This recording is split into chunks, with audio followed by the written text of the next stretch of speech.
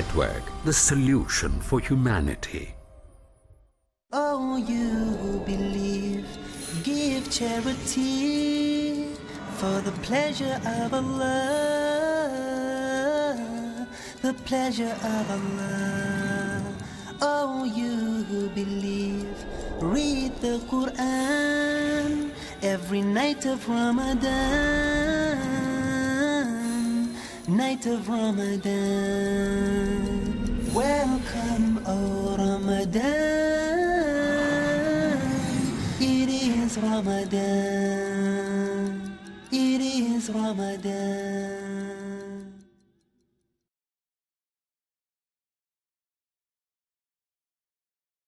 প্রিয় মুসলিম এবং অমুসলিম ভাই ও বোনেরা, আসসালামু আলাইকুম ওয়া রাহমাতুল্লাহি ওয়া বারাকাতুহু। আমাদের স্রষ্টা আল্লাহ সুবহানাহু ওয়া তাআলার দয়া, শান্তি ও রহমত আপনাদের সবার উপরে বর্ষিত হোক। এই অনুষ্ঠানে স্বাগতম। Ramzan a date with doctor Zakir. আমি আপনাদের হোস্ট ইউসুফ চেম্বার্স। আর আজকে আমাদের আলোচনার টপিক রমজান, আত্ম উন্নয়ন ও ইসলাহ দেয়ার মাস, পর্ব ১। আসসালামু আলাইকুম রহমতুল্লাহি ওয়া বারাকাতুহু। ডক্টর জাকির। ওয়ালাইকুম আসসালাম রহমতুল্লাহি ওয়া বারাকাতুহু। ডক্টর জাকির, সাধারণত আমরা প্রত্যেক অনুষ্ঠানের শুরুতেই আপনার কাছ থেকে বিভিন্ন সংজ্ঞা জেনে নেই, আর আজকের অনুষ্ঠানেও সেটা ব্যতিক্রম হবে না। আর তাই আজকের এই অনুষ্ঠানের শুরুতেই আমি আপনার কাছে একটা সংজ্ঞা জানতে চাইব যে এই আরবি শব্দ ইসলাহ, এটা কি, বিশেষ করে পবিত্র রমজান মাসের প্রেক্ষাপটে। আলহামদুলিল্লাহ ওয়াসসালাতু ওয়াসসালাম আলা রাসূলিল্লাহ ওয়া আলা আলিহি ওয়া সাহবিহি আজমাইন, আম্মা বাদ। আউযু বিল্লাহি মিনাশ শাইতানির রাজীম। বিসমিল্লাহির রহমানির রহিম। রব্বি ইশরাহ লি সাদরি ওয়া ইয়াসসির লি আমরি ওয়াহলুল উকদাতাম মিন লিসানি ইয়াফকাহু কাওলি।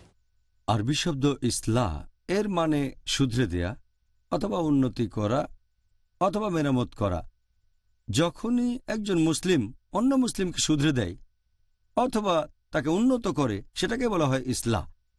যেমন ধরেন, একজন মুসলিম কোনো ভুল করছে, হয়তো নামাজ পড়ার সময় বা ইসলাম অনুযায়ী অন্য কোনো কাজে বা যে কোনো কিছু, যদি কেউ তাকে শুধরে দেয় সেটাকে বলা হয় ইসলাহ।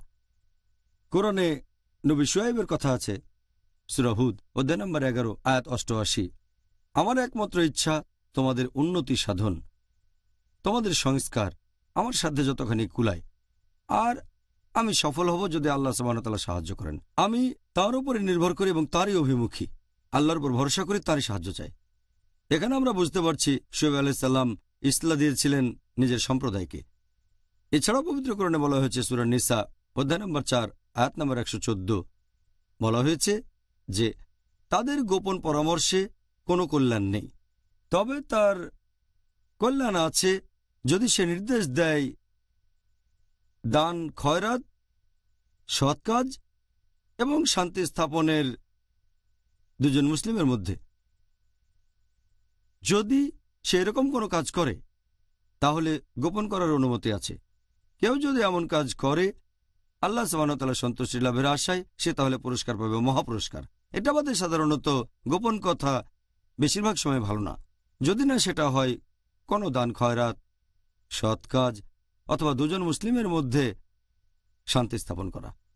তাহলে আমরা বুঝতে পারছি যে আল্লাহ সুবহানাহু ওয়া তাআলা বলেছেন একজন মুসলিম সবসময় অন্য মুসলিমকে উন্নত করার চেষ্টা করবে, তাকে ইসলাহ দেবে, তাকে শুধরে দেবে। আল্লাহ পবিত্র কোরআনে বলেছেন, সূরা আলে ইমরান অধ্যায় নম্বর 3 আয়াত নম্বর 110, কুনতুম খায়রা উম্মাতিন উখরিজাত লিন-নাস। হে মুসলিম, তোমরা মানবজাতির মধ্যে শ্রেষ্ঠ উম্মত হিসেবে আবির্ভূত হয়েছ। আল্লাহ আমাদের সম্মান দিয়েছেন, আর তিনি মুসলিমদের বলেছেন খায়রা উম্মাহ, শ্রেষ্ঠ উম্মত মানবজাতির মধ্যে আবির্ভূত। আল্লাহ আরো বলেছেন তা'মুরুনা বিল মারুফি ওয়া তানহাউনা আনিল মুনকার ওয়া তু'মিনুনা বিল্লাহ। তিনি আমাদের শ্রেষ্ঠ উম্মত বলেছেন কারণ আমরা সৎ কাজের নির্দেশ দেব, অসৎ কাজে নিষেধ করব, আল্লাহকে বিশ্বাস করব। যদি সৎ কাজের নির্দেশ না দিই, অসৎ কাজে নিষেধ না করি, তাহলে আমরা খায়রা উম্মাহ বলে ডাকার যোগ্য নই, মুসলিম বলে ডাকার যোগ্য নই। তাহলে প্রত্যেক মুসলিমের দায়িত্ব হচ্ছে আমরা দেব ইসলাহ আর দাওয়া, সেই মুসলিমকে আরো উন্নত করার চেষ্টা করব। একটা হাদিস আছে আমাদের নবী সাল্লাল্লাহু আলাইহি সাল্লামের, এটার উল্লেখ আছে সহিহ মুসলিমে, খণ্ড নম্বর 1, বুক অব ফেইথ, হাদিস নম্বর 79। আমাদের নবী মুহাম্মদ সাল্লাল্লাহু আলাইহি সাল্লাম বলেছেন, যদি মুসলিমের মধ্যে একজনও এমন কাজ হতে দেখে যেটা খুবই ঘৃণ্য, কোনো একটা খারাপ কাজ, তাহলে সে তার হাত দিয়ে থামাবে। যদি হাত দিয়ে থামানোর সামর্থ্য না থাকে তাহলে তার মুখ দিয়ে থামাবে। যদি মুখ দিয়ে থামানোর সামর্থ্য না থাকে তাহলে সে অন্ততপক্ষে মনে মনে ঘৃণা করবে, মনে মনে অভিশাপ দেবে। এটা করলে সে হবে একেবারে নিচু স্তরের মুসলিম। যদি মনে মনে ঘৃণা করেন, মনে মনে অভিশাপ দেন, তাহলে আপনি একেবারে নিচু স্তরের মুমিন। এ কারণে ইসলাম একজন মুসলিমের জীবনে খুবই গুরুত্বপূর্ণ একটা অংশ। জাজাকাল্লাহ খায়ের ডক্টর জাকির। এবারে আমাদের আজকের টপিক অবশ্যই এটা রমজান মাস, তাই প্রসঙ্গটাও রমজান। এই পবিত্র রমজান মাসকে কেন আত্ম উন্নয়ন আর ইসলাহ দেওয়ার জন্য বেছে নেওয়া হয়েছে? রমজান হচ্ছে আত্ম উন্নয়ন এবং ইসলাহ দেওয়ার সবচেয়ে সেরা মাস। কারণ আল্লাহ পবিত্র কোরআনে বলেছেন, সূরা বাকারা অধ্যায় নম্বর 2 আয়াত 183, ইয়া আইয়ুহাল্লাযিনা আমানু, হে মুমিনগণ, কুতিবা আলাইকুমুস সিয়াম, তোমাদের জন্য রোজার বিধান দেওয়া হয়েছে, কামা কুতিবা আলাল্লাযিনা মিন কাবলিকুম, যেমন বিধান দেওয়া হয়েছিল তোমাদের পূর্ববর্তীগণকে, লাল্লাকুম তাত্তাকুন, যাতে তোমরা শিখতে পারো আত্মসংযম। যদি রোজা রাখেন, প্রধান উদ্দেশ্য সেটা হচ্ছে আত্মসংযম, তাকওয়া, ন্যায়নিষ্ঠতা, ধার্মিকতা, আল্লাহকে মেনে চলা। এ ব্যাপারে আমি আগেও বলেছি যে মনোবিজ্ঞানীরা বলবেন, যদি ক্ষুধাকে নিয়ন্ত্রণ করতে পারেন তাহলে প্রায় সবগুলো আকাঙ্ক্ষাকে নিয়ন্ত্রণ করতে পারবেন। তাহলে রমজান মাসে আমরা যখন রোজা রাখি, ইনশাআল্লাহ আমাদের যেসব সীমাবদ্ধতা আছে সেগুলোকে নিয়ন্ত্রণ করতে পারবো। কারণ ক্ষুধাকে নিয়ন্ত্রণ করতে পারলে সব আকাঙ্ক্ষাকে নিয়ন্ত্রণ করা যাবে। যেসব আকাঙ্ক্ষা ইসলাম থেকে দূরে বা আল্লাহ এবং রাসূলের নির্দেশ থেকে দূরে নিয়ে যায়, এটাই সেরা সুযোগ। আর তাই রমজান হল আত্ম উন্নয়ন এবং ইসলাহ দেওয়ার মাস। একইভাবে যখন ইসলাহ দিচ্ছেন, অন্য মুসলিমকে শুধরে দিচ্ছেন, সেও হয়তো রোজা, সেটা হচ্ছে তার নিজেকে উন্নত করার শ্রেষ্ঠ সময়, নিজেকে শুধরানোর শ্রেষ্ঠ সময়। এছাড়াও আমাদের নবী মুহাম্মদ সাল্লাল্লাহু আলাইহি সাল্লাম বলেছেন, এটা আছে মুসনাদ আহমদে, খণ্ড নম্বর 2 পৃষ্ঠা নম্বর 230, হাদিস নাম্বার 7148। আমাদের প্রিয় নবী বলেছেন যে এই পবিত্র রমজান হচ্ছে সেই মাস যে মাসে বেহেশতের দরজা খোলা থাকে, দোজখের দরজা বন্ধ থাকে, আর শয়তান থাকে শেকলে বাঁধা। শয়তান যখন শেকলে বাঁধা, তখন আপনার বিপথে যাওয়ার সম্ভাবনা কম। আপনি সরল পথে থাকবেন, সে সম্ভাবনাই বেশি। শয়তান কম প্ররোচনা দেবে। আর এ কারণেই রমজান হলো শ্রেষ্ঠ মাস সারা বছরের মধ্যে, যখন ইসলাহ দিতে পারবেন। এ সময় নিজেকে উন্নত করতে পারেন দুটোই। এই সময়টাতে শয়তান তাকে কম প্ররোচিত করবে, আর যেহেতু তখন বেহেশতের দরজা খোলা থাকে, ভালো জিনিসের দিকে আপনাকে আহ্বান করবে। দোজখের দরজা তখন বন্ধ থাকে, তাহলে আপনি পাপ কাজ থেকে দূরে থাকতে পারবেন। এই হাদিসটাই ছাড়াও আছে সুনান আল নিসাইতে, বুক অব ফাস্টিং, হাদিস নাম্বার 2106, যে পবিত্র রমজান মাসে বেহেশতের দরজা খোলা থাকে, দোজখের দরজা বন্ধ থাকে, আর শয়তান থাকে শেকলে বাঁধা। এই কথাটা আবারও আছে সহিহ বুখারীতে, খণ্ড নাম্বার 2 বুক অব ফাস্টিং, হাদিস নাম্বার 1901। আমাদের প্রিয় নবী বলেছেন যে যদি কেউ পবিত্র রমজান মাসে রোজা রাখে ঈমানের সাথে আর আল্লাহ তাআলার সন্তুষ্টি লাভের আশায়, তার অতীতের সব গুনাহ ক্ষমা করা হবে। তাহলে চিন্তা করেন, এটাই আমাদের সেরা সুযোগ। হয়তো একজন পাপী মানুষ হয়তো অনেক ভুল করেছে, আর সে যদি পুরো রমজান মাস রোজা থাকে, তার অতীতের সব গুনাহ ক্ষমা করা হবে। সে অন্তত সরল পথে আসার চিন্তা করুক, তা না হলে যে অনেক পাপ করেছে সে হয়তো বলবে, ও আমি তো অনেক পাপ করেছি, আমার বেহেশতে যাওয়ার কোনো সম্ভাবনাই নেই, কিভাবে যাব, কিভাবে সরল পথে আসব। এই রমজান মাসে তার অতীতের সব গুনাহ ক্ষমা করা হতে পারে, সে নতুন করে জীবন শুরু করতে পারে। তাই আত্মোন্নয়ন ও ইসলাহ দেওয়ার জন্য এটাই সবচেয়ে সেরা সময়, সব মুসলিমের জন্য সেরা সময়। তাহলে ডক্টর জাকির, আপনি সুন্দরভাবে ব্যাখ্যা দিলেন যে রমজান মাস আসলে 30 দিনের একটা ট্রেনিং, আর এই সময়টাতে আমরা ভালো কিছু অভ্যাস আয়ত্ত করতে পারি, বদভ্যাস থাকলে সেগুলো বাদ দিতে পারি। আমি আল্লাহ তাআলার কাছে দোয়া করছি আমরা যেন এই সুযোগটা কাজে লাগাতে পারি, আর আমরা যেন ভালো কাজ করে যেতে পারি আল্লাহ সুবহানাহু ওয়া তাআলার খাতিরে, ইনশাআল্লাহ, আমিন। এখন আপনি কি আমাদের এটা ব্যাখ্যা করে বলবেন যে বড় গুনাহ বা গুরুতর পাপ জিনিসটা আসলে কি? হচ্ছে সেই কাজ যেগুলো করতে আমাদের আল্লাহ সুবহানাহু ওয়া তাআলা নিষেধ করেছেন পবিত্র কোরআনে, আর যেগুলোকে নিষেধ করেছেন নবী মুহাম্মদ সাল্লাল্লাহু আলাইহি সাল্লাম তাঁর সুন্নাহ অর্থাৎ সহিহ হাদিসে। এছাড়াও ব্যাপারগুলো ব্যাখ্যা করে বলেছেন নবীর সময়ের প্রথম প্রজন্ম, তার মানে সাহাবীগণ। তাহলে যেসব কাজ করতে নিষেধ করেছেন আল্লাহ এবং তাঁর রাসূল মুহাম্মদ সাল্লাল্লাহু আলাইহি সাল্লাম, সেই কাজগুলোই বড় গুনাহ। আর এই সহিহ হাদিসটা উল্লেখ করা হয়েছে মুস্তাদরাক আল হাকিমে, খণ্ড নম্বর 2, বুক অব তাফসির, হাদিস নাম্বার 3419। আমাদের নবী মুহাম্মদ সাল্লাল্লাহু আলাইহি ওয়াসাল্লাম বলেছেন যে আল্লাহ সুবহানাহু ওয়া তাআলা যে কাজ করতে নিষেধ করেছেন সেগুলো থেকে বিরত থাকবে, আর তিনি যেগুলো অনুমতি দিয়েছেন সেগুলো তোমরা করতে পারো। আর যেসব জিনিসের ব্যাপারে আল্লাহ চুপ রয়েছেন সেগুলো তোমাদের জন্য সুবিধা। তাই আল্লাহ তাআলার কাছ থেকে সুবিধা গ্রহণ করো। আল্লাহ সুবহানাহু ওয়া তাআলা কখনো ভুলে যান না। তারপর আল্লাহর রাসূল কোরআনের একটা আয়াত পড়লেন, সূরা মারিয়াম অধ্যায় নম্বর 19 আয়াত 64 বলা হয়েছে আল্লাহ সুবহানাহু ওয়া তাআলা কখনো ভুলে যান না। আর এই হাদিসটা আছে সহিহ বুখারীতে, খণ্ড নম্বর 4, হাদিস নম্বর 2766। আমাদের নবী সাল্লাল্লাহু আলাইহি সাল্লাম বলেছেন, তোমরা কি জানো সবচেয়ে ধ্বংসাত্মক 7টা গুনাহ কোনগুলো? তারপর নবী বললেন, এগুলো 1 নম্বর, অন্য কাউকে আল্লাহ তাআলার সাথে শরীক করা, তার মানে ইবাদত করা আল্লাহ তাআলা ব্যতীত অন্য কাউকে। 2 নম্বর, জাদুবিদ্যা প্র্যাকটিস করা, মানে ব্ল্যাক ম্যাজিক। 3 নম্বর, কোনো মানুষের জীবন কেড়ে নেয়া, যেটাকে আল্লাহ তাআলা পবিত্র করেছেন, বিনা কারণে হত্যা করা। এরপর নবী আরও বলেছেন সেটা রিবা নিয়ে, ইন্টারেস্ট বা সুদ, অনৈতিকভাবে কোনো এতিমের সম্পদ গ্রাস করা অন্যায়ভাবে। এরপর নবী আরও বলেছেন যে শত্রুর দিকে পিঠ দেখানো বা যুদ্ধক্ষেত্র থেকে পালিয়ে যাওয়া। আর 7 নম্বর, ধর্মপরায়ণ মহিলাকে অপবাদ দেয়া যে সত্যিকারের বিশ্বাসী। এই হলো 7টা ধ্বংসাত্মক গুনাহ যেগুলোর কথা নবী মুহাম্মদ সাল্লাল্লাহু আলাইহি ওয়াসাল্লাম বলেছেন। তবে ইবনে আব্বাস রাদিয়াল্লাহু আনহুকে প্রশ্ন করা হলো, এটা উল্লেখ করা হয়েছে আত-তাবরীর কমেন্ট্রিতে, খণ্ড নম্বর 4, হাদিস নম্বর 9207। ইবনে আব্বাস রাদিয়াল্লাহু আনহুকে প্রশ্ন করা হলো যে বড় গুনাহ কি 7টা? ইবনে আব্বাস রাদিয়াল্লাহু আনহু বললেন, 7-এর বদলে 70 হলো এখানে কাছাকাছি সংখ্যা।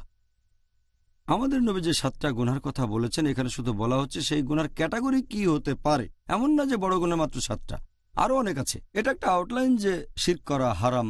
এছাড়াও হাত পেনাল্টির নিয়ম আছে, সেটা হতে পারে ব্যভিচার, অথবা হতে পারে ব্ল্যাক ম্যাজিক প্র্যাকটিস করা, অথবা হতে পারে চুরি। নবী একটা আউটলাইন দিয়েছেন। তবে ইবনে আব্বাসের মতে তিনি বলেছেন বড় গুনাহ আনুমানিক 70টার মতো। আপনাকে অনেক ধন্যবাদ ডক্টর জাকির। প্রিয় ভাই বোনেরা, ইনশাআল্লাহ আবার দেখা হবে ছোট্ট একটা বিরতির পর। It is Ramadan. The students of Islamic International School welcome all of you. Assalamu alaikum wa rahmatullahi wa barakatuh. Al-Malikul Quddusus Salamul Mu'minul Muhaymin. M-U-S-L-I-M, I'm so blessed to be with them. M-U-S-L-I-M, I'm so blessed to be with them. Don't know about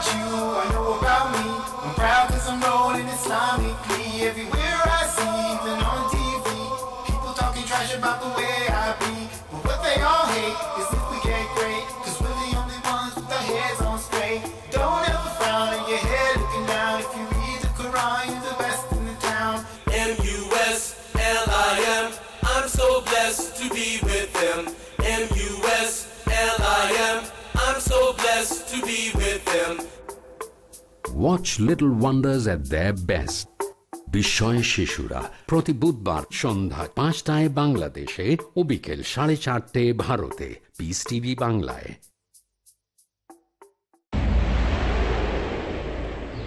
doctor জাকিরের আন্তরিক বার্তা। আপনার বেহেশত কোথায়? সহিহ বুখারীতে উল্লেখ আছে 8 নম্বর খণ্ড কিতাবুল আদাব অধ্যায় নম্বর 2 হাদিস নম্বর 2। একজন লোক নবীজির কাছে আসলো এবং তাকে জিজ্ঞেস করলো, হে রাসূলুল্লাহ সাল্লাল্লাহু আলাইহি সাল্লাম, আমার সম্মানের এবং ভালোবাসার বেশি হকদার কে? নবীজি বললেন, তোমার মা। লোকটি বলল, তারপর কে? নবীজি বললেন, তোমার মা। লোকটি আবার জিজ্ঞেস করলো, তারপর কে? নবীজি বললেন, তোমার মা। লোকটি চতুর্থবার জিজ্ঞেস করলো, তারপর কে? নবীজি বললেন, তোমার বাবা। তার মানে 4 ভাগের 3 ভাগ অর্থাৎ 75% যায় মায়ের দিকে এবং 4 ভাগের 1 ভাগ অর্থাৎ 25% যায় বাবার দিকে। সংক্ষেপে মা পাচ্ছেন গোল্ড মেডেল, সিলভার মেডেল এবং ব্রোঞ্জ মেডেলটাও মা পাচ্ছেন। বাবাকে সান্ত্বনা পুরস্কারটা নিয়ে সন্তুষ্ট থাকতে হচ্ছে। এটা সুনানে নাসাইতে উল্লেখ করা আছে কিতাবুল জিহাদ অধ্যায় নম্বর 6 হাদিস নম্বর 3106। নবীজি সাল্লাল্লাহু আলাইহি সাল্লাম বলেছেন, জান্নাত তোমার মায়ের পায়ের নিচে। পিস টিভি বাংলা, মানবতার সমাধান। It is Ramadan. প্রিয় মুসলিম এবং অমুসলিম ভাই ও বোনেরা, আসসালামু আলাইকুম। অনুষ্ঠানে আবারও স্বাগতম। Ramzan a date with doctor Zakir. আমি আপনাদের হোস্ট ইউসুফ চেম্বার্স। আর আজকে আমাদের আলোচনার টপিক রমজান, আত্ম উন্নয়ন এবং ইসলাহ দেয়ার মাস, পর্ব 1। আসসালামু আলাইকুম ডক্টর জাকির। ওয়ালাইকুম আসসালাম রহমতুল্লাহ বারাকাতুহু। এবারে আপনাকে কষ্ট দেব, আপনি কি আমাদের ইসলাম ধর্মের এই 70টা বড় গুনাহ সম্পর্কে কিছুটা বলবেন? সেটা কি সম্ভব? চেষ্টা করব ইনশাল্লাহ। একথাটা আগে বলেছি যে ইবনে আব্বাস বর্ণিত হাদিস অনুযায়ী এটা আছে আত-তাবরিতে খণ্ড নম্বর 4 হাদিস নাম্বার 9207। ইবনে আব্বাস রাদিয়াল্লাহু আনহুকে প্রশ্ন করা হলো, বড় গুনাহ কি 7টা? তিনি বললেন যে 7-এর বদলে 70 এখানে কাছাকাছি সংখ্যা। ইমাম আয-যাহাবী রাদিয়াল্লাহু আনহু একটা বই লিখেছেন আল কাবাইর, বড় গুনাহ, আর এখানে 70টা বড় গুনার লিস্ট করেছেন কোরআন হাদিসের ভিত্তিতে যতটুকু তিনি বুঝেছেন। পবিত্র কোরআনের কোনো আয়াত বলছে না যে এই 70টা বড় গুনাহ। এমন কোনো সহিহ হাদিসও নেই যেখানে 70টা বড় গুনার কথা বলা হয়েছে। তবে ইমাম আয-যাহাবী রাদিয়াল্লাহু আনহু যতখানি বুঝেছেন সেভাবে তালিকাটা তৈরি করেছেন কোরআন হাদিসের ভিত্তিতে 70টা বড় গুনাহ। তিনি এটা যেভাবে বুঝেছেন। কিছু মানুষ এটা মানে, আবার কেউ মানে না, সেটা আলাদা ব্যাপার। তবে যেহেতু ইবনে আব্বাস রাদিয়াল্লাহু আনহু বলেছেন বড় গুনাহ 70টা, ইমাম আয-যাহাবী আল্লাহ তাকে দয়া করুন, তিনি তার মত অনুযায়ী 70টা বড় গুনাহর তালিকা তৈরি করেছেন। সেগুলো হচ্ছে, ওনার মতে 1 নাম্বার হচ্ছে আল্লাহর সাথে অন্য কাউকে শরীক করা, আল্লাহ সুবহানাহু ওয়া তাআলা ব্যতীত অন্য কারো ইবাদত করা মানে উপাসনা করা। 2 নাম্বার নরহত্যা। 3 নাম্বার হচ্ছে জাদুবিদ্যা প্র্যাকটিস করা মানে ব্ল্যাক ম্যাজিক। 4 নাম্বার নামাজ না পড়া। 5 নাম্বার যে লোকের সম্পদ নিসাব লেভেলের উপর সে যদি জাকাত না দিয়ে থাকে অথবা সম্পদ নিসাব লেভেলে। 6 নাম্বার উপযুক্ত কারণ ছাড়া কেউ যদি রমজান মাসে রোজা না থাকে। 7 নাম্বার যদি কোনো লোক হজ পালন না করে সামর্থ্য থাকা সত্ত্বেও, যদি আর্থিক সামর্থ্য থাকে, শারীরিক সামর্থ্য থাকে, তারপরে হজ পালন না করে থাকে, সেটা 7 নম্বর গুনাহ। 8 নম্বর বড় গুনাহ হলো বাবা মাকে অমান্য করা। 9 নম্বর আত্মীয় স্বজনকে ত্যাগ করা। 10 নম্বর বড় গুনাহ হচ্ছে ব্যভিচার ও অবাধ যৌনাচার। 11 নম্বর হচ্ছে হোমোসেক্স বা সমকামিতা। 12 নম্বর হচ্ছে রিবা নেয়া। রিবা নেয়া অথবা রিবা দেয়া অর্থাৎ ইন্টারেস্ট বা সুদ। যদি কেউ রিবা নেয় অথবা দেয়, এটা একটা বড় গুনাহ। 13 নম্বর অনৈতিকভাবে কোনো এতিমের সম্পদ গ্রাস করা। 14 নম্বর আল্লাহ তার রাসূলের নামে মিথ্যে কথা বলা। 15 নম্বর হচ্ছে শত্রুর দিকে পিঠ দেখানো বা যুদ্ধক্ষেত্র ছেড়ে পালিয়ে যাওয়া যদি শত্রুপক্ষ থাকে। 16 নম্বর হচ্ছে যে নেতা তার গোত্রের মানুষদের সাথে প্রতারণা বা অবিচার করে। 17 নম্বর হচ্ছে অহংকারী আর উদ্ধত হওয়া। 18 নম্বর মিথ্যে সাক্ষ্য দেয়া। 19 নম্বর হচ্ছে মাদকদ্রব্য গ্রহণ করা, যেমন ওয়াইন, অ্যালকোহল, মাদকদ্রব্য ইত্যাদি যে কোনো খামার অর্থাৎ মাদকদ্রব্য। 20 নম্বর জুয়া খেলা। নাম্বার 21 হচ্ছে ধর্মপরায়ণ মহিলাকে অপবাদ দেয়া। 22 নম্বর হচ্ছে গনিমতের মাল থেকে কিছু চুরি করা। 23 নম্বর হলো চুরি করা। 24 নম্বর হচ্ছে রাস্তায় ডাকাতি। 25 নম্বর কোনো মিথ্যে শপথ নেয়া। 26 নম্বর হলো অত্যাচার করা। 27 নম্বর হচ্ছে অনৈতিক আয়। 28 নম্বর হচ্ছে অন্যায়ভাবে গ্রাস করা কোনো সম্পদ উপভোগ করা। 29 নম্বর হচ্ছে আত্মহত্যা। 30 নম্বর হচ্ছে বারবার মিথ্যে বলা। 31 নম্বর হচ্ছে ভুল বিচার করা। 32 নম্বর হচ্ছে ঘুষ দেয়া অথবা ঘুষ নেয়া। 33 নম্বর হচ্ছে কোনো মহিলা পুরুষকে নকল করছে বা কোনো পুরুষ মহিলাকে নকল করছে। 34 নম্বর হচ্ছে যদি একজন পুরুষ কোনো ব্যভিচারী স্ত্রীর স্বামী হয়ে থাকে। 35 নম্বর হচ্ছে তালাকপ্রাপ্ত কোনো মহিলাকে বিয়ে করা যাতে ওই মহিলার আগের স্বামী তাকে বিয়ে করতে পারে। 36 নম্বর হচ্ছে নিজের প্রস্রাবের ব্যাপারে সাবধান না থাকা, খেয়াল রাখবেন এটা যেন শরীরে কোথাও না পড়ে ইত্যাদি, নিজের প্রস্রাব সম্পর্কে সচেতন না থাকা। 37 নম্বর হচ্ছে জাহির করা। 38 নম্বর হচ্ছে ধর্মের ব্যাপারে জ্ঞান আহরণ করা ইহকালের কোনো উদ্দেশ্যে আর সেই জ্ঞান লুকিয়ে রাখা। 39 নম্বর হচ্ছে বিশ্বাসঘাতকতা। 40 নম্বর হচ্ছে সাহায্যের প্রতিদান না দেয়া। 41 নম্বর হচ্ছে আল্লাহর বিধান অস্বীকার করা। 42 নম্বর হচ্ছে অন্য কোনো মানুষের ব্যক্তিগত আলাপের কথাবার্তা শোনা। 43 নম্বর গল্প চালু করা। 44 নম্বর অভিশাপ দেয়া। 45 নম্বর কোনো চুক্তি ভঙ্গ করা। 46 নম্বর হচ্ছে হাত গণনা বা জ্যোতিষশাস্ত্রে বিশ্বাস করা। 47 নম্বর হচ্ছে যে মহিলা তার স্বামীর সাথে দুর্ব্যবহার করে থাকে। 48 নম্বর হচ্ছে মূর্তি তৈরি করা অথবা পেইন্টিং করা। 49 নম্বর বিলাপ করা অথবা নিজের জামাকাপড় ছিঁড়ে ফেলা বা এরকম কোনো কিছু যখন সে কোনো রকম বিপর্যয়ের মধ্যে পড়ে। 50 নম্বর অন্যদের সাথে অবিচার করা। 51 নম্বর বল প্রয়োগ করা নিজের স্ত্রী অথবা কোনো দাস অথবা কোনো গরিব লোক বা পশু পাখির উপরে। 52 নম্বর প্রতিবেশীর মনে কষ্ট দেয়া। 53 নম্বর মুসলিমদের নামে কুৎসা অপবাদ রটানো। 54 নম্বর মানুষকে অপমান করা আর তাদের সাথে উদ্ধত ব্যবহার করা। 55 নম্বর বড় গুনাহ ইমাম আজ-যাহাবির মতামত অনুযায়ী হচ্ছে পায়ের গোড়ালির নিচে পোশাক পরা গর্বের সাথে। 56 নম্বর পুরুষদের জন্য স্বর্ণ অথবা রৌপ্যের কোনো জিনিস। 57 নম্বর হচ্ছে যে দাস মালিকের কাছ থেকে পালাচ্ছে। 58 নম্বর এমন কোনো পশু জবাই করা যেটা আল্লাহ ব্যতীত অন্য কারো নামে উৎসর্গ হচ্ছে। 59 নম্বর হচ্ছে কোনো লোককে কারো বাবা বলা যাদের মধ্যে আসলে কোনো সম্পর্কই নেই, সম্পর্ক না থাকলে। 60 নম্বর হচ্ছে উত্তেজিত হয়ে তর্ক আর যুক্তি দেখানো। 61 নম্বর হচ্ছে অতিরিক্ত পানি দখল করে রাখা। 62 নম্বর হচ্ছে ওজন আর আকারে একটু ছোট করা। 63 নম্বর হলো আল্লাহর প্ল্যানের বাইরে নিজেকে নিরাপদ ভাবা। 64 নম্বর আল্লাহর ন্যায়নিষ্ঠ বন্ধুগণের নামে অপবাদ দেয়া।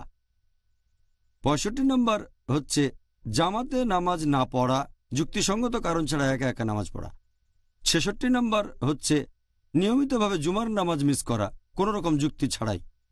67 নম্বর উইলের মাধ্যমে ওয়ারিসের পাওয়া সম্পত্তি জবরদখল করা। 68 প্রতারণা আর ফন্দি করা। 69 মুসলিমদের বিরুদ্ধে শত্রুর হয়ে গুপ্তচরের কাজ করা। আর 70 নম্বর বড় গুনাহ সেটা হচ্ছে যে নবীর সাহাবীগণের নামে অপবাদ আর কুৎসা রটানো।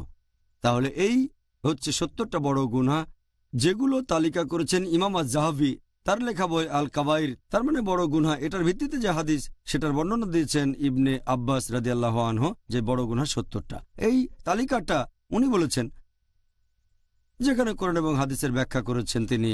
কিছু বিশেষজ্ঞ এটার সাথে একমত যে বড় গুনাহ কি মোট 70টা নাকি 17টা নাকি 35 নাকি 70। অনেক বিশেষজ্ঞ এটার সাথে একমত নন যে কিছু কাজ বড় গুনাহ না, হওয়া উচিত ছোট গুনাহ। অনেকে বলেন এটা হয়তো কোনো গুনাহই না, বিশেষজ্ঞগণ একমত না। তবে সামগ্রিকভাবে ইমাম আয-যাহাবী, মাশাআল্লাহ, আল্লাহ তাকে শান্তিতে রাখুন, বিখ্যাত বিশেষজ্ঞ, তিনি বড় গুনাহর এই তালিকাটা তৈরি করেছেন। তবে এটা নিয়ে মতভেদ আছে। ও জাযাকাল্লাহ খায়র ডক্টর জাকির, আপনি পরীক্ষায় 100-এর মধ্যে 95 পেয়েছেন। ডক্টর জাকির, আমাদের দর্শকরা এতক্ষণ আপনার মুখে 70টা বড় গুনাহের কথা শুনলেন। এখন এটা কি বলবেন যে একজন কি পুরস্কার পেতে পারে যদি এই গুরুতর পাপগুলো থেকে বিরত থাকে সারা জীবন ধরে? আল্লাহ পবিত্র কোরআনে বলেছেন, সূরা নিসা অধ্যায় নম্বর 4 আয়াত নম্বর 31, যে যদি তোমাদেরকে যা নিষিদ্ধ করা হয়েছে তার মধ্যে যা গুরুতর সেগুলো থেকে বিরত থাকো, তাহলে আল্লাহ সুবহানাহু ওয়া তাআলা তোমাদের লঘুতর পাপগুলো মোচন করে দেবেন এবং সম্মানজনক স্থানে তোমাদের দাখিল করবেন। তার মানে যদি বড় গুনাহ থেকে বিরত থাকেন, আল্লাহ সুবহানাহু ওয়া তাআলা আপনার ছোট ছোট পাপগুলো সব মুছে দেবেন। তার মানে আপনাকে বেহেশতে জায়গা দেবেন। আল্লাহ এটা আবার বলেছেন সূরা শুরা অধ্যায় নম্বর 42 আয়াত নম্বর 37। আল্লাহ বলেছেন যে যদি তোমরা বিরত থাকো গুরুতর পাপ ও অশ্লীল কাজ থেকে, এবং তারা যখন কারো উপর রেগে যায় কিন্তু তারপরও ক্ষমা করে, এখানে বলা হচ্ছে তাদের কথা যারা বেহেশতে যাবেন। এরপর পবিত্র কোরআনে আছে সূরা নাজম অধ্যায় নম্বর 53 আয়াত নম্বর 32, যদি তুমি বিরত থাকো গুরুতর পাপ থেকে, বড় গুনাহ থেকে ও অশ্লীল কার্যকলাপ থেকে, আর যদি তখন ছোটখাটো অপরাধ করো, ছোট গুনাহ, নিশ্চয়ই আল্লাহ সুবহানাহু ওয়া তাআলা পরম দয়ালু ও ক্ষমাশীল। তার মানে যদি আপনি বড় গুনাহ থেকে বিরত থাকেন আর তারপরও যদি ছোটখাটো অপরাধ করে ফেলেন, ইনশাআল্লাহ আল্লাহ আপনাকে ক্ষমা করবেন, আপনি বেহেশতে যেতে পারবেন। একটা হাদিস মুহাম্মদ সাল্লাল্লাহু আলাইহি ওয়াসাল্লামের, এটা আছে সহিহ মুসলিমে খণ্ড নম্বর 1 হাদিস নম্বর 450, বলা হয়েছে যে দিনের 5 ওয়াক্ত নামাজ আর এক শুক্রবারের নামাজ থেকে পরের শুক্রবারের নামাজ আর এক রমজান থেকে পরের রমজান, এ সময় আপনি পাপ থেকে মুক্ত হতে পারেন যদি এই সময় কোনো গুরুতর পাপ না করেন। তার মানে যদি বড় গুনাহ থেকে বিরত থাকেন আর দিনে 5 ওয়াক্ত নামাজ পড়লেন, এক শুক্রবার থেকে পরের শুক্রবারের নামাজ, এক রমজান থেকে পরের রমজান, আপনার সব গুনাহ ক্ষমা করা হবে যদি আপনি বড় গুনাহ থেকে বিরত থাকেন। যদি বড় গুনাহ থেকে বিরত থাকেন, ইনশাআল্লাহ আপনি বেহেশতে যেতে পারবেন। মাশাআল্লাহ, তাহলে তো বিরত থাকার ভালো কারণ পাওয়া গেল। এখন আমাদের অনুষ্ঠানের বাকি সময়টাতে আর পরের পর্বগুলোতেও ইনশাআল্লাহ আমরা চেষ্টা করব কিছু গুরুতর পাপ নিয়ে আলোচনা করতে। যদিও 70টার সবগুলো আলোচনা করার সময় আমরা এখানে পাব না, আরও চেষ্টা করব এই পাপগুলো থেকে বিরত থাকার কিছু পথ বাতলে দিতে। প্রিয় ভাই বোনেরা, ইনশাআল্লাহ আবার দেখা হবে ছোট্ট একটা বিরতির পর। It is Ramadan. হে মুমিনগণ, আল্লাহকে ভয় করো। হালাল হারাম একমাত্র আল্লাহ পাক করতে পারেন। তোমাদের জন্য মৃত জীবের মাংস ও সোয়ার অবৈধ করা হয়েছে। বিড়ি, তামাক, জর্দা, সিগারেট, গুড় এগুলো হারাম খাদ্য। হে ঈমানদারগণ, তোমরা হেদায়েতের পথে থাকলে কেউ পথভ্রষ্ট করতে পারবে না। জ্ঞানের মূল উৎস হচ্ছে আল্লাহর ওহী। তিনি পূর্ব পশ্চিমের মালিক, তিনি ছাড়া কোনো মাবুদ নেই। আল্লাহ যে আইন নাজিল করেছেন তার বিপরীতে কেউ যদি আইন প্রণয়ন করে তো তারা কাফের। হারাম মাল নিয়ে যদি কেউ হাজ করে বা মসজিদ বানায়, তা কি বৈধ হবে? জানতে হলে দেখুন ইসলামের শ্রেষ্ঠত্ব প্রতি শুক্রবার রাত 8:30টায়, পুনঃ সম্প্রচার দুপুর 12:30টায় বাংলাদেশে পিস টিভি বাংলায়।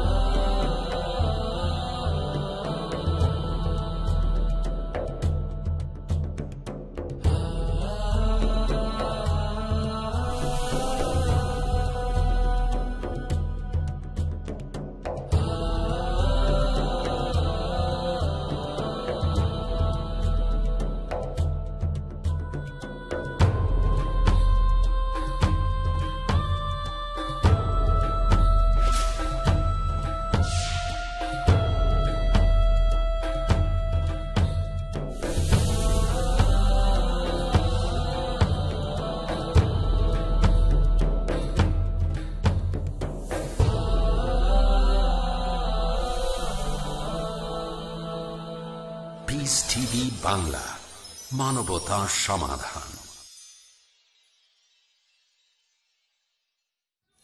It is Ramadan.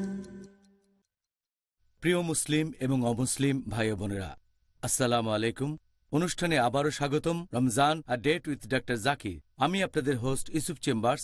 আর আজকে আমাদের আলোচনার টপিক রমজান, আত্ম উন্নয়ন এবং ইসলাহ দেয়ার মাস, পর্ব 1। আসসালামু আলাইকুম ডক্টর জাকির। ওয়ালাইকুম আসসালাম রহমতুল্লাহ বরকাত। এখন আপনি কি বলবেন যে এই গুরুতর পাপগুলোর মধ্যে সবচাইতে মারাত্মক গুনাহ কোনটা? 1 নম্বর বড় গুনাহ, সবচেয়ে মারাত্মক সব গুনার মধ্যে, সেটা হচ্ছে আল্লাহ তাআলার সাথে অন্য কাউকে শরীক করা, মানে শিরক। আল্লাহ পবিত্র কোরআনে বলেছেন সূরা নিসা অধ্যায় নম্বর 4 আয়াত নম্বর 48, আল্লাহ সুবহানাহু ওয়া তাআলা তার সাথে অন্য কাউকে শরীক করা কখনোই ক্ষমা করবেন না। এটা ব্যতীত তিনি চাইলে যাকে ইচ্ছা ক্ষমা করতে পারেন। আল্লাহ কথাটা আবারও বলেছেন সূরা নিসা অধ্যায় নম্বর 4 আয়াত নম্বর 116, আল্লাহ সুবহানাহু ওয়া তাআলা নিশ্চয়ই তার সাথে অন্য কাউকে শরীক করা কখনোই ক্ষমা করবেন না। এটা ব্যতীত অন্য যে কোনো কিছু চাইলে ক্ষমা করতে পারেন। কেউ যদি আল্লাহ তাআলার পাশাপাশি অন্য কারো ইবাদত করে, সে ভীষণভাবে পথভ্রষ্ট হয়। আর অনেক সহিহ হাদিসে এই কথা বলা হয়েছে যে সবচেয়ে গুরুতর যে পাপ সেটা হচ্ছে শিরক। একটা হাদিস সহিহ বুখারীতে খণ্ড নম্বর 9 হাদিস নাম্বার 6871, প্রিয় নবী মুহাম্মদ সাল্লাল্লাহু আলাইহি ওয়াসাল্লাম বলেছেন, গুরুতর পাপগুলোর মধ্যে সবচেয়ে বড় হচ্ছে আল্লাহ তাআলার সাথে কাউকে শরীক করা। একথাটা আরো অনেক সহিহ হাদিসে উল্লেখ করা হয়েছে, যেমন সহিহ বুখারী খণ্ড নম্বর 3 হাদিস নাম্বার 2654। আমাদের নবী সাহাবীগণকে বললেন, তোমরা কি জানো গুরুতর পাপগুলোর মধ্যে সবচেয়ে বড় গুনাহ কোনটা? সাহাবীগণ উত্তরে বললেন যে আল্লাহ রাসূলই সবচেয়ে ভালো জানেন। আল্লাহ রাসূল বললেন যে আল্লাহর সাথে কাউকে শরীক করা সবচেয়ে বড় গুনাহ, আল্লাহ সুবহানাহু ওয়া তাআলা ব্যতীত অন্য কারো উপাসনা করা। পবিত্র কোরআনেও বেশ কিছু আয়াত আছে যেগুলো এই ধরনের কথা বলছে যে শিরক হচ্ছে খুবই মারাত্মক গুনাহ, এটা সবচেয়ে বড় গুনাহের একটা। আল্লাহ বলেছেন সূরা মাইদা অধ্যায় নম্বর 5 আয়াত নম্বর 72, ইন্নাম শিরক বিল্লাহ, কেউ আল্লাহর সাথে অন্য কাউকে শরীক করলে ফাকাদ হারামাল্লাহু আলাইহিল জান্নাহ, আল্লাহ তার জন্য বেহেশত নিষিদ্ধ করবেন, জান্নাত তার জন্য নিষিদ্ধ, ওয়া মাওয়াহুন নার ওয়া মা লিযালিমিন আনসার, এবং তার বাসস্থান হবে দোজখ, আর পরকালে তার জন্য কোনো সাহায্যকারী থাকবে না। আল্লাহ বলেছেন সূরা লুকমান অধ্যায় নম্বর 31 আয়াত নম্বর 13, আল্লাহ সুবহানাহু ওয়া তাআলার সাথে অন্য কাউকে শরীক করো না, আল্লাহর সাথে অন্য কাউকে শরীক করো না আল্লাহ ব্যতীত। যদি কেউ নকল ঈশ্বরের উপাসনা করে, এটা হচ্ছে গুরুতর পাপগুলোর মধ্যে সবচেয়ে বড়। তার মানে সবচেয়ে বড় পাপ ইসলাম ধর্মে সেটা শিরক, আল্লাহ সুবহানাহু ওয়া তাআলার সাথে অন্য কাউকে শরীক করা। আল্লাহ রাসূল আরো বলেছেন সহিহ মুসলিম খণ্ড নম্বর 4 হাদিস নম্বর 7114, নবী মুহাম্মদ সাল্লাল্লাহু আলাইহি ওয়াসাল্লাম বলেছেন যে আল্লাহ সুবহানাহু ওয়া তাআলা বলেছেন, আমি একাই হলাম স্বয়ং সম্পূর্ণ, আমার কোনো সাহায্যকারীর প্রয়োজন নেই। যদি কেউ কোনো কাজ করে অন্য কারো জন্য আর পাশাপাশি আমার জন্য, আমি সেটা ত্যাগ করি, কারণ সে অন্য কাউকে শরীক করেছে এখানে। তাহলে আল্লাহ সুবহানাহু ওয়া তাআলার কোনো রকম শরীকের প্রয়োজন নেই, তিনি একাই স্বয়ংসম্পূর্ণ। সেজন্য শিরক ইসলামে সবচেয়ে বড় গুনাহ। জাযাকাল্লাহ খায়ের, সুন্দর বলেছেন ডক্টর জাকির। আর আমরা এটা আশেপাশে দেখতে পাই যে এই গুরুতর পাপটা পৃথিবী জুড়ে করে বেড়াচ্ছে বিভিন্ন অমুসলিম সম্প্রদায়ের লোকজন। এখন আমরা মুসলিমরা কি এই পাপ থেকে মুক্ত, নাকি মুসলিমদের মধ্যেও অনেকেই পাপ করে? দুর্ভাগ্যজনকভাবে অমুসলিমদের পাশাপাশি অনেক মুসলিমও আছে যারা শিরক করে থাকে। গুরুতর পাপের মধ্যে যেটা সবচেয়ে মারাত্মক গুনাহ। আর অনেক সময় অনেক মুসলিম আল্লাহ তাআলাকে বাদ দিয়ে তারা অন্য কাউকে রাখতে থাকে, আল্লাহকে বাদ দিয়ে অন্য কারো কাছে সাহায্য চায়। তারা আল্লাহ তাআলাকে বাদ দিয়ে অন্য কারোর জন্য ইবাদত করে, তারা অন্য কিছুর সাহায্য চায় আল্লাহ তাআলা ব্যতীত। আর আল্লাহ কোরআনে স্পষ্ট করে বলেছেন এ ধরনের কাজ থেকে সম্পূর্ণ বিরত থাকতে হবে। আল্লাহ বলেছেন সূরা ফাতিহা অধ্যায় নম্বর 1 আয়াত নম্বর 5, ইয়াকা নাবুদু ওয়া ইয়াকা নাস্তাইন, আমরা শুধু তোমার ইবাদত করি আর তোমারই সাহায্য চাই। পবিত্র কোরআনে সূরা গাফির অধ্যায় নম্বর 40 আয়াত নম্বর 60, আমাকে ডাকো আমি তোমাদের ডাকে সাড়া দেব। আল্লাহ বলেছেন সূরা ইসরা অধ্যায় নম্বর 17 আয়াত নম্বর 23, প্রতিপালক নির্দেশ দিয়েছেন তিনি ব্যতীত অন্য কারো ইবাদত করো না। এরপর পবিত্র কোরআনে সূরা আরফ অধ্যায় নম্বর 7 আয়াত নম্বর 194, আল্লাহ সুবহানাহু ওয়া তাআলা ব্যতীত তোমরা যাদের উপাসনা করো তারা তো তোমাদের মতোই আল্লাহর বান্দা। তার মানে তারা খুব সাধারণ, তারাও আল্লাহ তাআলার বান্দা যেমন আমরা আল্লাহর বান্দা। তারা আল্লাহকে বাদ দিয়ে যাদের ইবাদত করে তারাও আল্লাহ তাআলার বান্দা। পবিত্র কোরআনের অনেক আয়াতে আমাদের নির্দেশ দেওয়া হয়েছে যে আমরা আল্লাহ তাআলা ব্যতীত অন্য কারো কাছে সাহায্য চাইব না অথবা কখনো ইবাদত করব না। আল্লাহ বলেছেন সূরা আহকাফ অধ্যায় নম্বর 46 আয়াত নম্বর 5, নিশ্চয়ই সেই ব্যক্তি বিভ্রান্ত যে আল্লাহ সুবহানাহু ওয়া তাআলার পরিবর্তে এমন কিছুকে ডাকে যা কিয়ামতের দিন পর্যন্ত সাড়া দিতে পারবে না, এছাড়া তারা সেই প্রার্থনা সম্পর্কে অবহিত নয়। আল্লাহ বলেছেন সূরা হজ অধ্যায় নম্বর 22 আয়াত নম্বর 73, তোমরা অন্য যাদের উপাসনা করো বা ইবাদত করো আল্লাহ সুবহানাহু ওয়া তাআলা ব্যতীত, যদি তারা সবাই একত্রিত হয় তারপরও তারা একটা মাছিও সৃষ্টি করতে পারবে না। মানুষকে সৃষ্টি করে সাহায্য করা তো পরের কথা, তারা একটা মাছিও সৃষ্টি করতে পারবে না। আর মাছি যদি তাদের কিছু ছিনিয়ে নেয় সেটা তারা ফিরিয়ে আনতেও পারবে না। প্রার্থনাকারী কত দুর্বল, যাদের প্রার্থনা করে তারাও কত দুর্বল। আল্লাহর রাসূল বলেছেন, এটা আছে সহিহ বুখারীতে খণ্ড নম্বর 6 হাদিস নম্বর 4497, আল্লাহর রাসূল বলেছেন, যদি কেউ আল্লাহ ব্যতীত অন্য কারো ইবাদত করতে করতে মারা যায় আর মৃত্যুর আগে তওবা না করে তাহলে তাকে অবশ্যই দোজখের আগুনে পুড়তে হবে, সে দোজখে যাবে একেবারে নিশ্চিত। তাহলে যদি কেউ শিরক করে আর মুশরিক অবস্থায় মারা যায় সে দোজখের আগুনে পুড়বে। আর এটা দুর্ভাগ্যজনক যে মুসলিমদেরও অনেকে এ ধরনের গুনার কাজ করে থাকেন।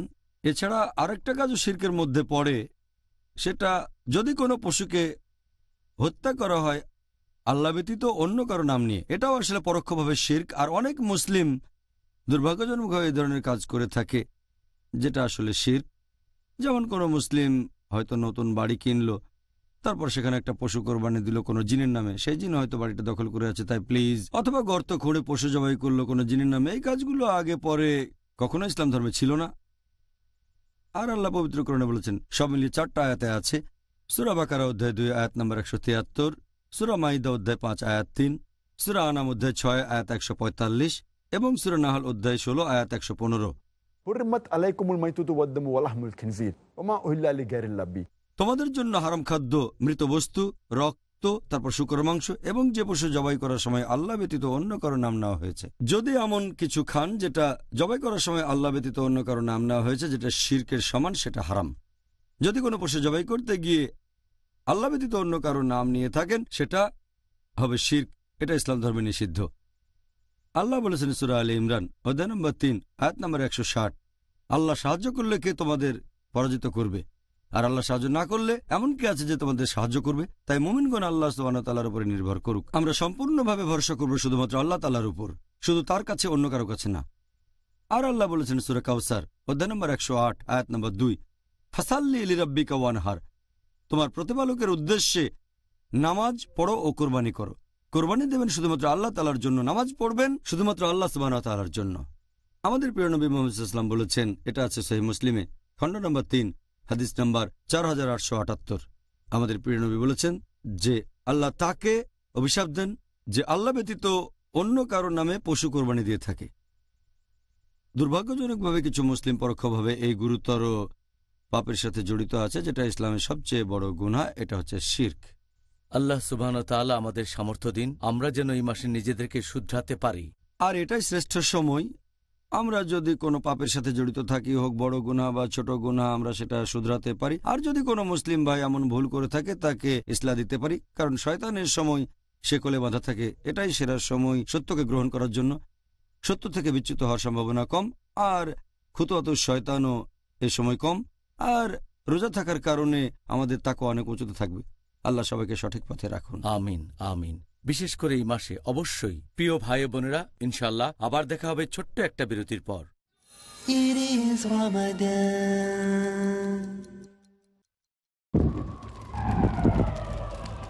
Dialogue. Discussion. Debate. Rebuttal. Conclusion. Eliminate misconceptions about religion. Get enlightened. Witness Dr. Zakir Naik in a battle of words. দেখুন সম্মুখ সমরে প্রতি বৃহস্পতিবার রাত 9টায় বাংলাদেশে ও রাত 8:30টায় ভারতে। পিস টিভি বাংলায়।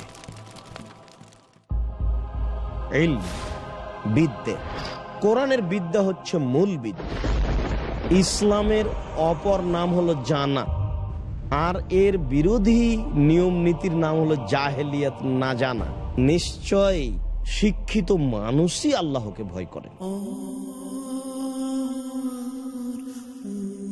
যে বিদ্যা না হক হক বুঝে না, সত্য মিথ্যা বুঝে না, সেটা মূলত বিদ্যা নয়। যে বিদ্যা আল্লাহর সত্তাকে খুঁজে বের করতে পারে, যে বিদ্যা জাহান্নামকে ভয় করতে পারে, মূলত সেটাই বিদ্যা। আসুন জ্ঞান অর্জনের মাধ্যমে জান্নাতের কাছাকাছি যাই।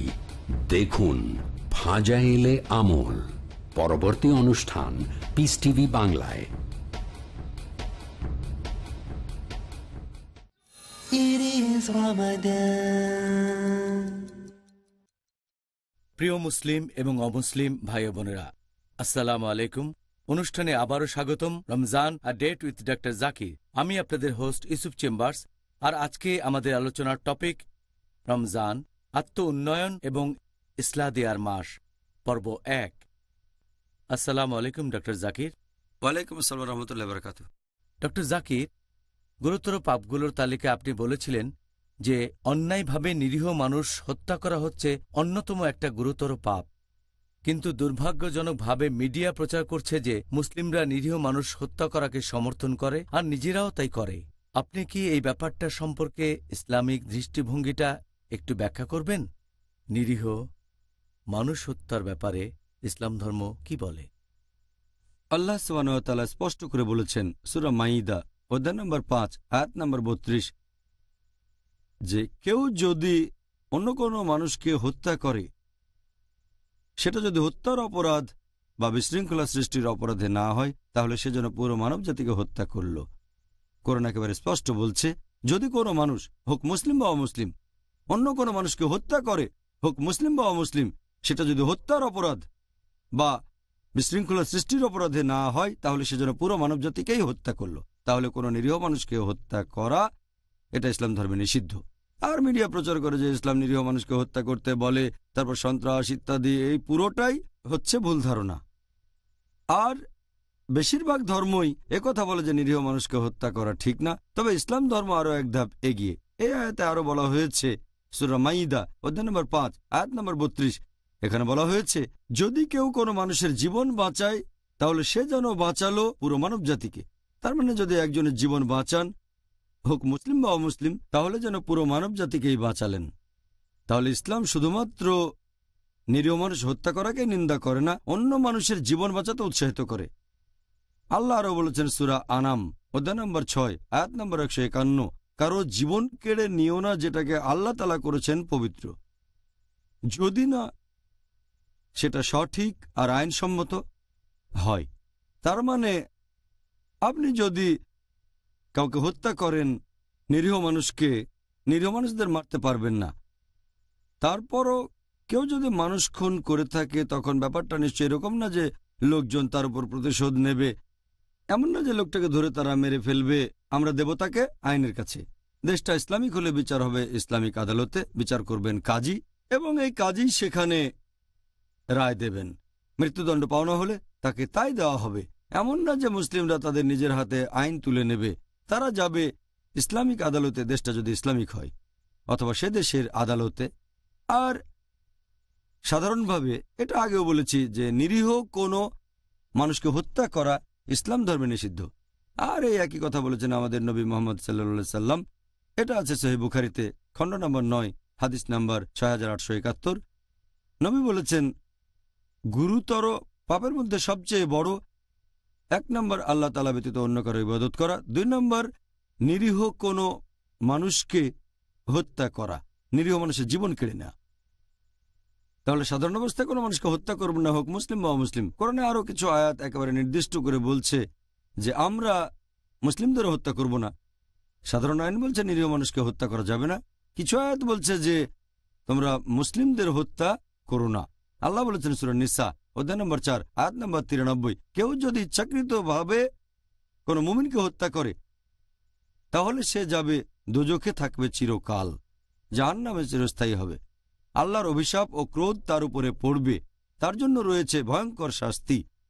তাহলে কোনো মুসলিমকে হত্যা করা যদি উপযুক্ত কারণ না থাকে, যেমন হত্যার অপরাধ বা বিশৃঙ্খলা না হলে হত্যা করা নিষিদ্ধ। এছাড়া একটা হাদিস আছে নবী মুহাম্মদ সাল্লাল্লাহু আলাইহি সাল্লামের, এটা আছে সহিহ বুখারীতে খণ্ড নম্বর 1 বুক অব ফেইথ হাদিস নম্বর 31। প্রিয় নবী মুহাম্মদ সাল্লাল্লাহু আলাইহি সাল্লাম বলেছেন, যদি দুজন বিশ্বাসী নিজেদের মধ্যে লড়াই করে হাতে তরবারি নিয়ে, আর যদি একজন আরেকজনকে হত্যা করে, দুজনেই খুনি আর খুন হওয়া ব্যক্তি দুজনেই দোজখে যাবে।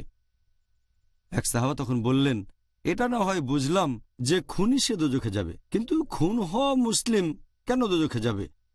তখন নবী বললেন যে খুন হওয়া ব্যক্তিও একজন বিশ্বাসীকে হত্যা করতে চেয়েছিল, আর এ কারণেই তারা দোজখে যাবে। আরও একটা হাদিস আছে সহিহ বুখারীতে খণ্ড নম্বর 9 হাদিস নম্বর 6862। আমাদের নবী বলেছেন যে একজন বিশ্বাসী সবসময় মুক্ত অবস্থায় থাকে যদি না সে অনৈতিকভাবে কোনো মানুষের জীবন কেড়ে নেয়। তার মানে অন্যায়ভাবে কোনো মানুষকে হত্যা করা হোক মুসলিম বা অমুসলিম, এটা ইসলামে নিষিদ্ধ, একটা নিন্দনীয় কাজ। এটা খুব মারাত্মক রকমের বড় গুনাহ, 70টা বড় গুনার তালিকা এটা আছে 2 নম্বরে। আল্লাহ রক্ষা করুন আমরা যেন কখনো এই পাপটা না করি ইনশাআল্লাহ। এবারে আপনি কি আমাদের দর্শকদের উদ্দেশ্যে এটা বলবেন যে জাদুবিদ্যা চর্চা করা, যেটাকে বলা হয় ব্ল্যাক ম্যাজিক, এটা নিষিদ্ধ কেন, আর ইসলামে এটি গুরুতর পাপ কেন? ইসলাম ধর্মে ব্ল্যাক ম্যাজিক হচ্ছে কুফরি, এটা কুফরি ইসলামে, আর এটাকে বলা হয়েছে গুরুতর পাপগুলোর মধ্যে একটা। এটা সহিহ বুখারীতে খণ্ড নম্বর 4 হাদিস নাম্বার 2766। আমাদের প্রিয় নবী বলেছেন যে 7টা সবচেয়ে মারাত্মক গুনাহ হলো, প্রথম আল্লাহ ব্যতীত অন্যের উপাসনা করা, তার মানে শিরক। 2 নম্বর হচ্ছে নরহত্যা। 3 নম্বর হচ্ছে প্র্যাকটিস করা ব্ল্যাক ম্যাজিক, জাদুবিদ্যা। তাহলে আল্লাহর রাসূল মুহাম্মদ সাল্লাল্লাহু আলাইহি সাল্লাম তিনি নিজেই বলেছেন যে এই ব্ল্যাক ম্যাজিক বা জাদুবিদ্যা চর্চা করা ইসলাম ধর্মে পুরোপুরি নিষিদ্ধ। আর আল্লাহ পবিত্র কোরআনে বলেছেন সূরা বাকারা অধ্যায় নম্বর 2 আয়াত নম্বর 102 যে এই শিক্ষা তাদের ক্ষতি সাধন করবে, আর এতে করে তাদের কোনো উপকার হবে না। এই ব্ল্যাক ম্যাজিক শুধু ক্ষতিই ডেকে আনে, এতে করে কারোরই কোনো লাভ হয় না। এরপর পবিত্র কোরআনে সূরা তাহা অধ্যায় নম্বর 20 আয়াত নম্বর 64 বলা হয়েছে যে এই সব জাদুকরেরা তাদের যত দক্ষতায় থাকুক কখনোই সফল হতে পারবে না, কখনোই সফল হবে না, সে তাদের যতই দক্ষতা থাকুক। এছাড়া পবিত্র কোরআনে সূরা বাকারা অধ্যায় নম্বর 2 আয়াত নম্বর 102 যে সুলাইমান আলাইহিস সালাম কুফরি করেননি, বরং শয়তানরা তারাই সেখানে কুফরি করেছিল, কারণ তারা জাদুবিদ্যা প্র্যাকটিস করত। আর অন্যান্য জিনিস যেগুলো পাঠানো হয়েছিল ব্যাবিলন শহরে 2 ফেরেশতার কাছে, হারুত ও মারুত, তবে এই 2 ফেরেশতা তারা কখনোই কুফরি করেনি, কখনোই অবিশ্বাস করেনি, তারা কখনো জাদুবিদ্যা প্র্যাকটিস করেনি, বরং সবসময় মানুষকে বলতেন আমরা এখানে এসেছি পরীক্ষার স্বরূপ, এটা পরীক্ষা, তাই তোমরা অবিশ্বাস করো না এবং জাদুবিদ্যা প্র্যাকটিস করো না। তাহলে জাদুবিদ্যা ইসলাম অনুযায়ী এটা কুফরি, আর কোনো লোক জাদুবিদ্যা প্র্যাকটিস করলে তার শাস্তি হবে মৃত্যুদণ্ড। দুর্ভাগ্যজনকভাবে অনেক মুসলিম জাদুবিদ্যা প্র্যাকটিস করে, অনেক মুসলিম আবার এমন লোকের কাছেও যায় যে জাদুবিদ্যার সাহায্যে কারো প্রতিহিংসাকে বাস্তবায়িত করবে, জাদু দিয়ে শত্রুর ক্ষতি, এটা ইসলামে পুরোপুরি হারাম, পুরোপুরি নিষিদ্ধ। দুর্ভাগ্যজনকভাবে কিছু মুসলিম তাদের উপর জাদু করা হলে তারা কোনো জাদুকরের কাছে যায়, সেই জাদু থেকে বাঁচার জন্য জাদুকরকে অনুরোধ করে। এখানে আপনি সাহায্য চাইবেন আল্লাহ সুবহানাহু ওয়া তাআলার কাছে, আর আল্লাহ সুবহানাহু ওয়া তাআলা অবতীর্ণ করেছেন মুআজ্জাতিন, কোরআনের শেষ 2টো সূরা, অধ্যায় নম্বর 113 মানে সূরা ফালাক, এরপর অধ্যায় নম্বর 114 সূরা নাস। কুল আউযু বিরাব্বিল ফালাক, আমি আশ্রয় চাচ্ছি উষার স্রষ্টার কাছে। কুল আউযু বিরাব্বিন নাস, আমি আশ্রয় চাচ্ছি মানুষের প্রতিপালকের কাছে। এছাড়াও সূরা ফালাকে আরও আছে যে আশ্রয় চাচ্ছি তাদের কাছ থেকে যারা জাদুবিদ্যা করে। তারপর সূরা নাস অধ্যায় 114, যারা কুমন্ত্রণা দেয় মানুষের অন্তরে। এই সূরা দুটো নাজিল করা হয়েছে বিশেষ করে এই জাদুবিদ্যা বা ব্ল্যাক ম্যাজিকের বিরুদ্ধে রক্ষা কবচ হিসেবে। তাহলে জাদুবিদ্যা বা ব্ল্যাক ম্যাজিক ইসলাম অনুযায়ী গুরুতর পাপগুলোর মধ্যে একটা, আর প্রত্যক্ষ বা পরোক্ষভাবে জাদুবিদ্যার সাথে জড়িত হওয়া নিষিদ্ধ। জাযাকাল্লাহ। ডক্টর জাকির, এবার আপনার কাছে অনুষ্ঠানের শেষ প্রশ্ন। বাবা মাকে সম্মান করার ব্যাপারে ইসলাম ধর্ম আমাদের কি বলছে? এটা আগেই বলেছি, বাবা মাকে সম্মান না করা এটা 8 নম্বরে সেই 70টা গুরুতর পাপের তালিকায় যেটা করেছেন ইমাম আয-যাহাবী। বাবা মাকে অসম্মান করা একটা গুরুতর পাপ। সেজন্য পবিত্র কোরআনে অনেক আয়াত আছে আর সহিহ হাদিস যেখানে বাবা মার প্রতি সম্মান দেখানোকে যথেষ্ট গুরুত্ব দেওয়া হয়েছে। আল্লাহ পবিত্র কোরআনে বলেছেন সূরা ইসরা অধ্যায় নম্বর 17 আয়াত নম্বর 23 ও 24, আল্লাহ বলেছেন যে তোমাদের নির্দেশ দিয়েছি আল্লাহ ব্যতীত কারো উপাসনা করবে না, আর বাবা মার সাথে সদ্ব্যবহার করো। যদি তাদের একজন বা দুজনই বার্ধক্যে উপনীত হয়, তাদের কোনোরকম ধমক দিয়ে কথা বলো না, উপশব্দটাও করো না। তাদের সম্মান করে কথা বলবে, তাদেরকে মমতার ডানা দিয়ে তুমি ঢেকে রাখো। প্রভুর কাছে দোয়া করো, তাদের দয়া করো যেভাবে তারা আমাকে লালন পালন করেছেন। তার মানে বাবা মার যদি বয়স হয়ে যায়, একজন বা দুজন তাদেরকে উপশব্দটাও বলতে পারবেন না। এছাড়াও পবিত্র কোরআনে বলা হয়েছে সূরা আনাম অধ্যায় নম্বর 6 আয়াত নম্বর 151 যে আল্লাহ বলেছেন বাবা মার প্রতি সদ্ব্যবহার করো। আর আল্লাহ কোরআনে অনেকগুলো আয়াতে বলেছেন বিশেষ করে মা। আল্লাহ বলেছেন সূরা নিসা অধ্যায় নম্বর 4 আয়াত নম্বর 1 তোমাকে ধারণ করা গর্ভকে শ্রদ্ধা করো। আল্লাহ বলেছেন সূরা লুকমান অধ্যায় 31 আয়াত নম্বর 14 আমি মানুষকে তার পিতামাতার প্রতি সদাচরণের নির্দেশ দিয়েছি। অনেক কষ্ট সহ্য করে মা সন্তানকে গর্ভে ধারণ করে আর 2 বছরে তা দুধ ছাড়ানো হয়। আল্লাহ বলছেন সূরা আকাব অধ্যায় নম্বর 46 আয়াত নম্বর 15 আমি মানুষকে নির্দেশ দিয়েছি পিতামাতার প্রতি সদ্ব্যবহার করতে। কষ্ট নিয়ে মা সন্তানকে ধারণ করে আর কষ্টের সাথে প্রসব করে। এখানে আল্লাহ বলেছেন বাবা মাকে সম্মান করো, বিশেষ করে মাকে। এছাড়াও অনেক হাদিস বলছে মাকে সম্মান করো। এটা আছে সহিহ বুখারীতে খণ্ড নম্বর 8 বুক অব আদাব বুক অব ম্যানার্স অধ্যায় নম্বর 2 হাদিস নাম্বার 5971। এক লোক নবী সাল্লাল্লাহু আলাইহি সাল্লামের কাছে এসে প্রশ্ন করল, এই পৃথিবীতে কাকে সবচেয়ে বেশি সাহচর্য দেব? নবী বললেন তোমার মাকে। লোকটা বলল এরপর কাকে? নবী আবার বললেন তোমার মাকে। লোকটা প্রশ্ন করলো এরপর কাকে দেব? নবী আবারও বললেন তৃতীয়বার তোমার মাকে। লোকটা প্রশ্ন করলো এরপর কাকে দেব? তখন নবী বললেন তোমার বাবাকে। তার মানে 75% বা 4 ভাগের 3 ভাগ সাহচর্য পাচ্ছে মা, আর 25% বা 4 ভাগের 1 ভাগ বাবা। এক কথায় মা পাচ্ছে গোল্ড মেডেল, সে পাচ্ছে সিলভার মেডেল, এছাড়াও পাচ্ছে ব্রোঞ্জ মেডেল, আর বাবাকে শুধু সান্ত্বনা পুরস্কার নিয়ে সন্তুষ্ট থাকতে হচ্ছে। এই হলো ইসলামের শিক্ষা। বাবা মাকে সম্মান দেখানোর কথা যদি বলেন, আর মা পাচ্ছে 3 গুণ বেশি সাহচর্য, বাবার তুলনায় 3 গুণ বেশি সাহচর্য পাচ্ছে। এছাড়া আরও একটা হাদিস আছে সহিহ বুখারীতে খণ্ড নম্বর 4 হাদিস নাম্বার 3004। এক লোক নবীর কাছে আসলো, তারপর সে নবীর কাছে জিহাদে যাওয়ার অনুমতি চাইল আল্লাহ তাআলার খাতিরে লড়াই করা যুদ্ধক্ষেত্রে। নবী তাকে বললেন তোমার বাবা মা আছেন? সে বলল হ্যাঁ। নবী বললেন যাও তোমার বাবা মাকে এখন সেবা করো। এখানে বলা হচ্ছে যে বাবা মার সেবা করা, মা বাবার প্রতি দায়িত্ব পালন করা, এটার গুরুত্ব জিহাদ করার চেয়েও বেশি, আল্লাহ তাআলার খাতিরে লড়াই করার চেয়েও বেশি। যদি বাবা মার প্রয়োজন হয় তাদের সেবা করা জিহাদ করার চেয়েও গুরুত্বপূর্ণ, অর্থাৎ আল্লাহ সুবহানাহু ওয়া তাআলার খাতিরে যুদ্ধ করা। একই কথা আছে সহিহ বুখারীতে খণ্ড নম্বর 8 বুক অব আদাব হাদিস নাম্বার 5970। এক লোক প্রশ্ন করল যে কোন কাজটা আল্লাহ তাআলার কাছে সবচেয়ে প্রিয়? নবী তখন বললেন যে 5 ওয়াক্ত নামাজ আদায় করা যত তাড়াতাড়ি সম্ভব। লোকটা বলল এরপর কোন কাজটা আল্লাহর কাছে সবচেয়ে প্রিয়?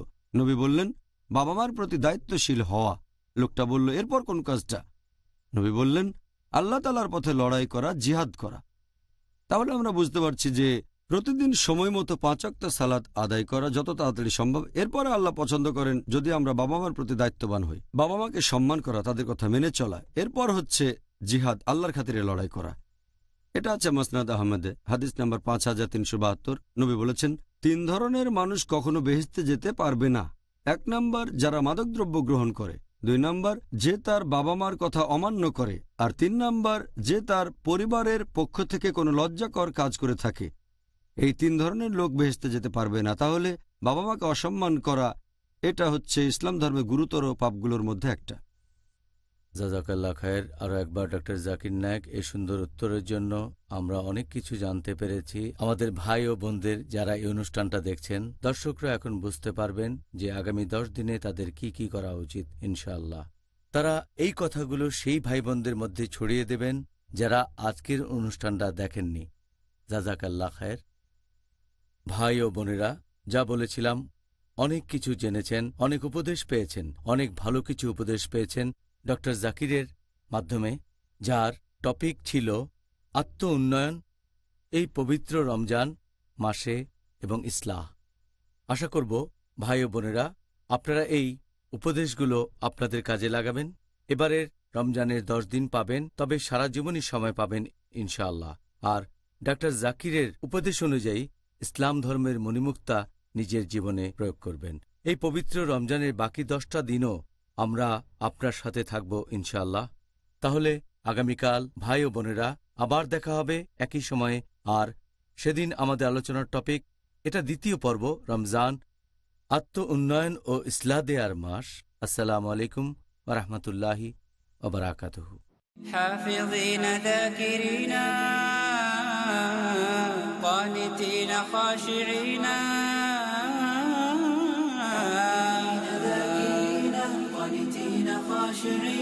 مسلمين مؤمنين للإله عابدين. شهرنا صوم وعتق وقنوت فيه صدق، يومنا صبر ورفق بدموع البائسين. رمضان قد أهل بالصيام وأطل مسعدا أهلا وخلا ليته في كل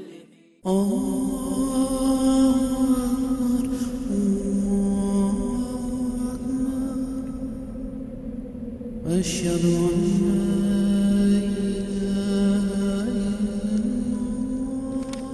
أن الذين آمنوا وعملوا الصالحات وأقاموا الصلاة وآتوا الزكاة لهم أجرهم عند ربهم ولا خوف عليهم ولا هم يحزنون.